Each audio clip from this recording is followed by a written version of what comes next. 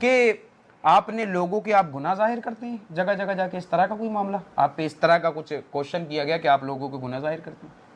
तो मैं 3 लड़के खड़े हुए थे हल्द्वानी में गौला के पुल पर, उनसे मैं ये सवाल कर रहा था। उनसे मेरा सवाल क्या था कि वो कौन सा गुनाह है जो बंदे के अंदर ज़ाहिर होता है, यानी वो दिखता है, ऐसे बोला मैंने, वो दिखता है। अच्छा। हाँ, तो दिखता क्या है वो उनके, तो मैंने उनका थोड़ा-सा उनको हिंट दिया, मैंने कहा वो गुनाह आप में भी ज़ाहिर है। अच्छा। क्या था वो? दाढ़ी नहीं थी उनकी। खैर ऐसी कोई बात नहीं, अगर किसी की दाढ़ी नहीं और आप उससे अगर ये कहें कि आप दाढ़ी रखिए, हाँ। या अगर वीडियो में आप उससे कहते हैं कि जनाब आप दाढ़ी रख लीजिए, तो ये तो मुझे कहीं से कोई बाकी अगर Wake up to reality. Ramzan के महीने में नमाज़ पढ़ी आपने? नहीं पढ़ी। बड़े अफ़सोस की बात है यार, कितनी बड़ी नमाज़ आपने नमाज़ का, रमज़ान के महीने में नमाज़ पढ़ी आपने? नहीं पढ़ी। बड़े अफ़सोस की बात है यार, कितनी बड़ी नमाज़ आपने अब मैं मारूफ भाई से कहना चाहूंगा, सिर्फ आप इतनी क्लिप या इतना ही पैगाम अपने हिसाब से, आपको लगता है मैं कट करता हूं, अपने हिसाब से किसी सुन्नी आलिम के पास लेके जाएं और ये पूछे कि मैंने रमजान में किसी से पूछा कि आपने नमाज पढ़ी या नहीं पढ़ी, उसने बोला नहीं पढ़ी, और फिर मैंने ये वीडियो डाल दी, जायज थी या नाजायज थी।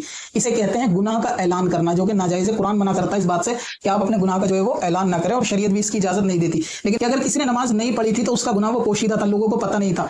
अगर वो झूठ बोलता बेचारा तब भी फंस जाता, तब भी गुनाह हो जाता कि मैंने पढ़ी। उसने सच बोला लेकिन गुनाह का इजहार इन्होंने करवा दिया, फिर वो वीडियो बना के डाल दी, और वो कट करके उस पार्ट को हटाना पड़ेगा जिस बंदे को इन्होंने बोला रमजान में नमाज नहीं पढ़ी। तो देखा आपने किस तरह खुद को अक्लमंद साबित करने की कोशिश की गई। मसला रमजान में नमाज का था, उसे दाढ़ी का बना दिया।